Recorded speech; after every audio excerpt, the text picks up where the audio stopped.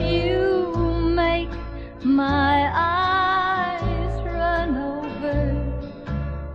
Welcome back to Cheyenne Country, and today joining us is Grammy Award winner Jeannie Seeley. Jennifer, thank you for having me on the show. Oh, well, we're honored. You have become the face, the brand of the Grand Ole Opry, I think. That's Don't pretty you? scary. No, Very it's scary not. to think about. Well, it's just I've been there a long time. Next year, 2017, will be my 50th anniversary year as a member of the Grand Ole Opry. It doesn't seem possible. The time has just gone by just like that. Now, do you remember when you first came over to the Grand Ole Opry? Because knowing you now, I'm wondering if you were like that back then.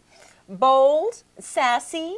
I know you were known for your mini skirts, but did Yeah. you just come on and tell your jokes and do it the way Jeannie does it? Or did you have No. somebody that's kind of a mentor to you? Well, I had several mentors, but also you got to realize that I had that sassy, spunky side of me, but we weren't allowed to do it back then.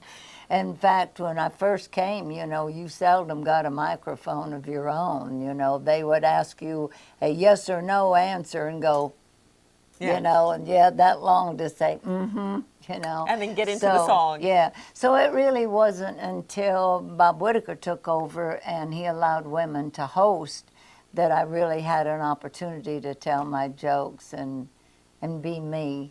But it's been a long time evolving, really. Of course, I loved Minnie Pearl, who didn't love Minnie's freedom to say what she wanted to say. And I heard you were good girlfriends with the legendary Dottie West. Absolutely. Dottie was that friend that you could call at 2 o'clock in the morning. We often talked then because both of our days would be so busy and the nights with shows. And when everybody else was gone, that's when a lot of times we talked on the telephone.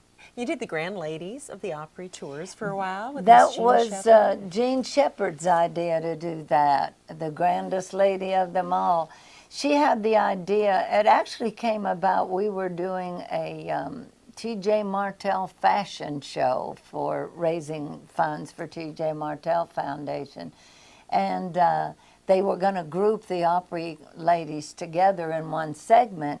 And Jean said, well, just call us the Grand Ladies of the Grand Ole Opry. And it just kind of stuck. So I was honored to be a part of that the original five was Jean, Jeannie Pruitt, Jan Howard, Skeeter Davis, and me. And then later on, as Jean Shepherd went up to Branson and worked in a theater there, I just wouldn't leave Nashville. I wouldn't leave the Opry. And so another set of girls took over up there. Well, the song that put you, I guess, on the Opry, should we say, is Don't Touch Me. But there are Yeah. so many songs to your credit that I think a lot of folks don't even know belong to you because they came from your heart. You Right. wrote so many songs over the years. Leaving and Saying Goodbye, Fair and Young. Right. So many more.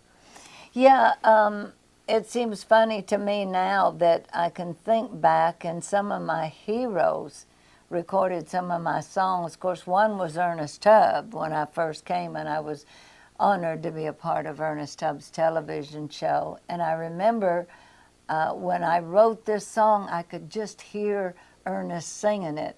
And I was just almost scared to sing it to him. But he said, Jeannie, honey, I believe you're right. That does sound like old E.T. So he recorded one called Sometimes I Do. Little Jimmy Dickens recorded one called She Always Got What She Wanted. Lord, I wish that she'd wanted me. I love that title. And he did too, thank goodness. Merle Haggard recorded two of my songs. One was Life of a Rodeo Cowboy, and the other was a pretty ballad called My Love for You.